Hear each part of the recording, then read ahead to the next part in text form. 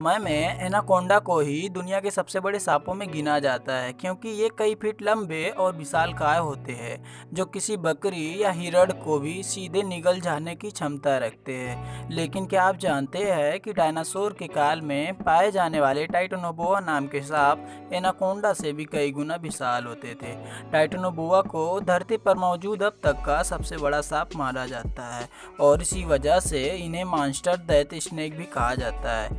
वैसे तो यह माना जाता है कि डायनासोर काल के सभी विशाल जीव जंतु 6.6 करोड़ वर्ष पहले धरती पर उल्कापिंड गिरने की वजह से मारे गए थे। लेकिन साल 2018 में अमेरिका के कुछ वैज्ञानिकों ने यह दावा कर सबको चौंका दिया था कि टाइटोनोबोआ सांप आज भी जिंदा है। यह इतना बड़ा है कि किसी बड़े मगरमच्छ को निगल सकता है।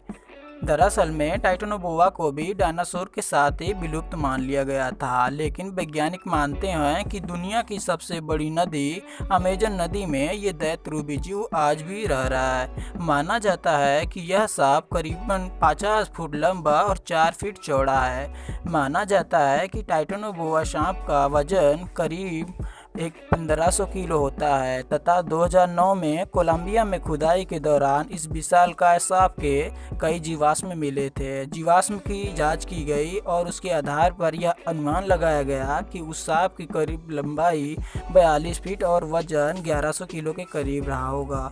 अब आप सोच रहे होंगे कि इस विशालकाय सांप का नाम आखिर टाइटोनोबोआ ही क्यों रखा गया।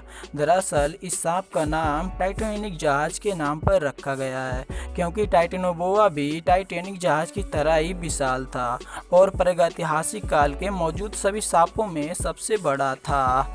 ये अब टाइटोनोबोआ सांप जिंदा है या नहीं, ये तो इसके बारे में दावे करने वाले वैज्ञानिक ही जाने, क्योंकि अभी तक इसकी पुष्टि नहीं हो पाई है। हालांकि इतनी ज़रूर है कि अमेजन नदी इतनी बड़ी और लंबी है कि टाइटोनोबोआ जैसे किसी सांप को ढूंढ पाना लगभग नामुमकिन ही है, क्योंकि अमेजन जंगल और यह नदी इतने विशाल है कि इसके अंदर घुसने की हिम्मत कोई भी नहीं कर पाता है।